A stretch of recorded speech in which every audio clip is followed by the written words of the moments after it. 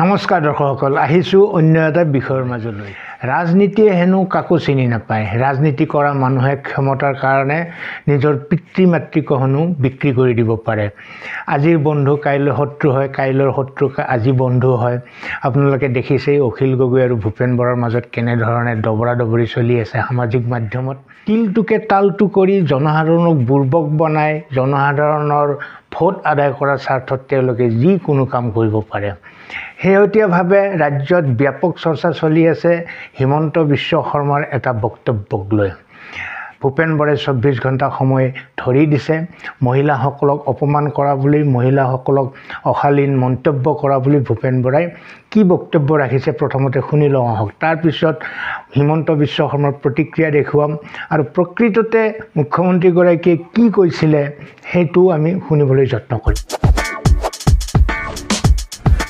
যোৱাকালি অসমৰ মুখ্যমন্ত্ৰীয়ে সমগ্ৰ অসমৰ নাৰী সত্তাৰ প্ৰতি যিটো শালীনতা ভংগৰ এটা সাংঘাতিক নাৰীসকলৰ বিৰুদ্ধে অভিযোগ আনিছে পঞ্চায়ত নিৰ্বাচনত ভোটৰ আশাত ভাষণ দিবলৈ গৈ আমাৰ 15 বছৰীয়া কংগ্ৰেছৰ শাসনকালত হাজাৰ হাজাৰ অসমৰ মহিলাই বিভিন্ন চাকৰিত নিযুক্তি পাইছিল এপিএসসি চাকৰিত বহু মহিলাই 15 বছৰত নিযুক্তি পাইছিল নাৰ্ছৰ চাকৰিত নিযুক্তি পাইছিল আশা কৰ্মী অংগনাবাদী কৰ্মীত নিযুক্তি পাইছিল স্কুলৰ শিক্ষয়িত্ৰী চাকৰিত নিযুক্তি পাইছিল মহাবিদ্যালয় বিশ্ববিদ্যালয় চাকৰিত নিযুক্তি পাইছিল কালি মুখ্যমন্ত্ৰীয়ে কৈছে যেটো দুহাৰিবৰ কাৰণেও চিন্তাৰ বিষয় যে অসমীয়া যুৱতীয়ে কংগ্ৰেছৰ দিনত চাকৰি লবৰ কাৰণে সতীত্ব হেৰুৱাবলগীয়া হৈছিল আমাৰ 2001 চনৰ পৰা 16 চনৰ ভিতৰত যিসকল যুৱতীয়ে চাকৰি লৈছিল তাৰ বহুত এতিয়া বিবাহিত হল স্বামী আছে বহুতৰ সতি সন্ততি আছে আজি আমাৰ দিনত চাকৰি পোৱা নিযুক্তি পোৱা বিশ্ববিদ্যালয় মহাবিদ্যালয় শিক্ষয়িত্ৰী ডক্টৰ ইঞ্জিনিয়াৰ স্কুলৰ শিক্ষয়িত্ৰী অংগনাবাদী কৰ্মী আশা কৰ্মী নাৰ্ছ এই সকলো গৰাকী কংগ্ৰেছৰ দিনত চাকৰি পোৱা মহিলা সমাজৰ সন্মুখত নিজৰ পৰিয়ালৰ সন্মুখত নিজৰ স্বামী আৰু ল'ৰা ছোৱালীৰ সন্মুখত হিমন্ত বিশ্ব শৰ্মাই এই নিম্ন ৰুচি সম্পন্ন তেওঁৰ মন্তব্যৰ কাৰণে যি ধৰণে হেয় প্ৰতিপন্ন কৰিছে যি ধৰণে লাঞ্ছিত কৰিছে এইটো মই তীব্ৰ ভাষাৰে গৰিহণা দিয়াই কেৱল নহয় যদি 24 ঘণ্টাৰ ভিতৰত হিমন্ত বিশ্ব শৰ্মাই অসমীয়া কৰ্মৰত মহিলাৰ প্ৰতি কৰা এই অপমানসূচক মন্তব্য যাৰ কাৰণে তেওঁলোকৰ বিৰুদ্ধে সমাজত আৰু নিজৰ জীৱনত এটা অবিশ্বাস আৰু সন্দেহৰ বাতাবৰণ তেওঁ সৃষ্টি কৰিব বিচাৰিছে যে কংগ্ৰেছৰ দিনত চাকৰি লবলৈ যাওঁতে তেওঁলোকে সতীত্ব হৰণ হৈছিল এই কথাটো যদি 24 ঘণ্টাৰ ভিতৰত মুখ্যমন্ত্ৰীয়ে ৰাজহুৱাকে ক্ষমা নিবিচাৰে আমাৰ অসম প্ৰদেশ কংগ্ৰেছ কমিটি আমাৰ এটা শাখা সংগঠন মহিলা কংগ্ৰেছ কমিটিক মই নিৰ্দেশ দিম গুৱাহাটী হাইকোৰ্টৰ দ্বাৰস্থ হ'বৰ কাৰণে দৰ্শকসকল 24 ঘণ্টা নহয় ইতিমধ্যে 72 ঘণ্টামান উকলি গ'ল আমি কিন্তু কংগ্ৰেছৰ কোনো সদস্য কোৰ্টলৈ যোৱা নেদেখিলোঁ বা কোনো থানাত এজাহাৰ দাখিল কৰা নেদেখিলোঁ প্ৰদেশ কংগ্ৰেছৰ সভানেত্ৰী মীৰা বৰঠাকুৰে অৱশ্যে দুই এঠাইত প্ৰতিবাদ সাব্যস্ত কৰি পুতলিকা দাহ কৰা দেখিলোঁ মুখ্যমন্ত্ৰীৰ তাৰ বাহিৰে আমি একো নেদেখিলোঁ যিয়ে নহওক মুখ্যমন্ত্ৰীগৰাকীয়ে ভূপেন বৰাৰ সেই অভিযোগৰ উত্তৰত কিছু উষ্মা প্ৰকাশ কৰিছে সেই উষ্মা প্ৰকাশ কৰি তেওঁ কি বক্তব্য ৰাখিছে চাই লওঁ আহক মন্তব্য কোনে কৰিছে ৰাকেশ পালৰ মাকে মন্তব্য কোনে কৰিছে জাষ্টিস বিপ্লৱ শৰ্মা আৰু ৰাকেশ পালক সোণৰ গহনালৈ কোনে এপইণ্টমেণ্ট দিছিলে তাকো বিপ্লৱ শৰ্মা কমিটিত লিখা আছে গতিকে কংগ্ৰেছে প্ৰথম উত্তৰ দিব লাগে যে ৰাকেশ পালক আপোনালোকে কিয় এপিএসসিৰ চেয়াৰম্যান বনাইছিল সোণৰ গহনা বিয়াত প্ৰেজেন্ট কিয় লৈছিল আৰু ৰাকেশ পালৰ মাকে উত্থাপন কৰা অভিযোগবোৰ সঁচা নে মিছা উল্টা আকৌ মোৰ ফালে কাৰ পুনাই 24 ঘণ্টা আপোনাক 24 ঘণ্টা সময় দিছে মোক কি 24 ঘণ্টা সময় দিব লাগে জাষ্টিস বিপ্লৱ শৰ্মা মইতো নিজৰ কথা কোৱা নাই বিপ্লৱ শৰ্মা কমিটিৰ ৰিপৰ্টহে পঢ়িছো ৰাকেশ পালৰ মাকৰ ষ্টেটমেণ্টহে মই পঢ়িছো মোক কি সময় দিয়ে মোক ফালতু ভাবিছে নেকি মোক কি সময় দিয়ে মই এতিয়া যেতিয়া কেছ ঢালিম কংগ্ৰেছ বিলাক ক'ত যাব মইতো এটা কথা মুখ্যমন্ত্ৰী হয় মই নেদেখা কথা নিলিখা কথা মই একো নকওঁ যদি মোৰ লগত সাহস আছে কংগ্ৰেছৰ এজন থিয় হৈ একেলগে জাষ্টিছ বিপ্লৱ শৰ্মা কমিটিৰ ৰিপৰ্ট পঢ়ক ৰাকেশ পালৰ মাকে কৈছে যে বেয়া ঘটনা বেয়া কাণ্ড দেখি মই ঘৰ এৰি দিলোঁ কমিটিৰ ৰিপৰ্টত লিখা আছে যে সোণৰ গহনা কাবাৰ বিয়াত প্ৰেজেণ্ট দিলোঁ আজিলৈকে নাই লোৱা বুলি কৈছে আৰে মোক সময় দিয়ে মোক সময় দিব ক'ৰ পৰা এইটো বস্তু বুজি পালে মই ফাল্টু মানুহ এটা নেকি যে মোক সময় দিব কাক সময় দিব লাগে ৰাকেশ পালক সময় দিব লাগে ৰাকেশ পালক একো কৰিব নোৱাৰে একেলগে লুটি পুটি খোৱাৰ কাৰণে আৰু মোক ভয় খুৱাব খোজে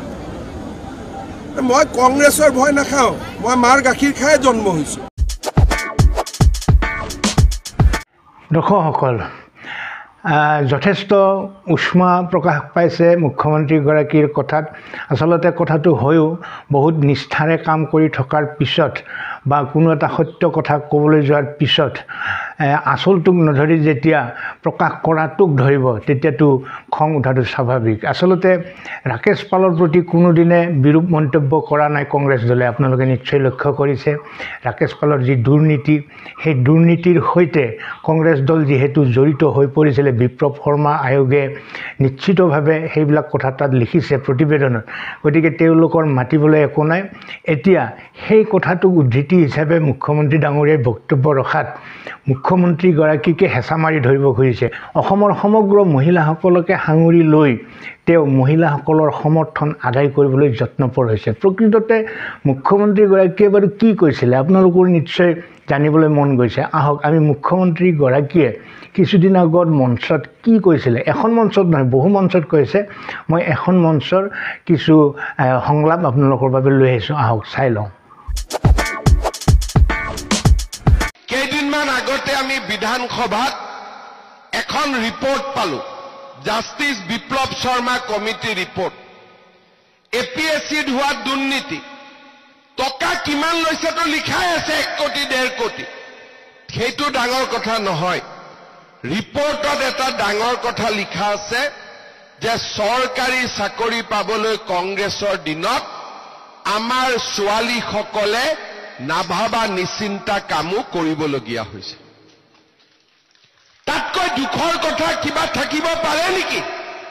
এই জয়মতী মূলা গাভৰুৰ অসমত যদি চৰকাৰী চাকৰি ল'বলৈ ছোৱালীৰ ওপৰত অত্যাচাৰ কৰা হয় শাৰীৰিক মানসিক তাক কোনোবা অসমীয়া মানুহে স্বীকাৰ কৰিব পাৰিব নেকি এইবোৰ মই কোৱা কথা নহয় ন্যায়াধীশৰ ৰিপৰ্টত এই কথা ইনক্লুড কৰিছে তাৰমানে আপোনালোকে চিন্তা কৰক মাটি দালাল থালান দালাল চাকৰি দালাল কংগ্ৰেছৰ দিনত ক'ত কি নাছিল চিন্তা কৰক মাত্ৰ এটা ট্ৰান্সফাৰ পোষ্টিং কৰিবৰ কাৰণে 50,000 1 লাখ টকা নিদিলে ফাইলে পাৰ নহৈছে আজিও মই শেষ কৰিব পৰা নাই কিন্তু এনেকুৱা বদমাছি কৰা 300 চৰকাৰী কৰ্মচাৰীক মই জেলত পঠাইছো আৰু নজৰ ৰাখিছো কোনোবাই যদি হোৱাটছআপ কৰিও এটা খবৰ দিছে তাৰ পুৰা অনুসন্ধান কৰা হৈছে আৰু মই বিশ্বাস কৰোঁ যে 3-4 বছৰ এনেকে হেঁচা মাৰি থাকিলে আমাৰ অসমত দুৰ্নীতি নোহোৱা হৈ যাব দৰ্শকসকল দেখিলেনে তেওঁ APSC কেলেংকাৰীৰ কথাটো প্ৰথমে কৈ লৈছে তাৰপিছত তাত থকা কথাখিনিহে তেওঁ উদ্ধৃতি হিচাপে তাত বক্তব্য ৰাখিছে আৰু সমগ্ৰ অসমীয়া মহিলাক কোৱাৰ কোনো প্ৰশ্নই অহা নাই তেওঁ সমগ্ৰ মহিলা সমাজৰ অপমান বুলি ধৰি লৈছে কথাটো কিন্তু ৰাকেশ পালে যেতিয়া তেনেকুৱা কুকাৰ্য কৰিছিলে বা এতিয়া তেওঁলোকে গম পাইছে ৰাকেশ পালে তেনে কুকাৰ্য কৰা বুলি সেই ক্ষেত্ৰত কিন্তু তেওঁলোকে এক আশাৰো কথা কোৱা নাই কেনেকুৱা ৰাজনীতি আপোনালোকে চাব যি নহওক ৰাজনীতিত এনেকুৱা ঘটনা বিৰল নহয় বিৰল বৰঞ্চ সকলো ঘটনাই এনেকুৱাই হয় সমগ্ৰ ভিডিঅ'টো চোৱাৰ পিছত আপোনালোকৰ মনত কি চিন্তাৰ উদ্ৰেক হৈছে আপোনালোকে কমেণ্ট বক্সত লিখিব ভূপেন বৰাই অনা অভিযোগটো কিমান দূৰ গ্ৰহণযোগ্য সেই বিষয়ে আপোনালোকে লিখিব আৰু মুখ্যমন্ত্ৰী ডক্টৰ হিমন্ত বিশ্ব শৰ্মাই যি বক্তব্য ৰাখিছিলে সেই সম্পৰ্কে আপোনালোকে কি বুলি ভাবে মুখ্যমন্ত্ৰীগৰাকীৰ কথাখিনি কিমান গ্ৰহণযোগ্যতা আছে সেই বিষয়ে আপোনালোকে কমেণ্ট বক্সত নিশ্চয় লিখিব আজিলৈ এৰিছোঁ অন্য এটা বিষয়লৈ আকৌ আহিম ধন্যবাদ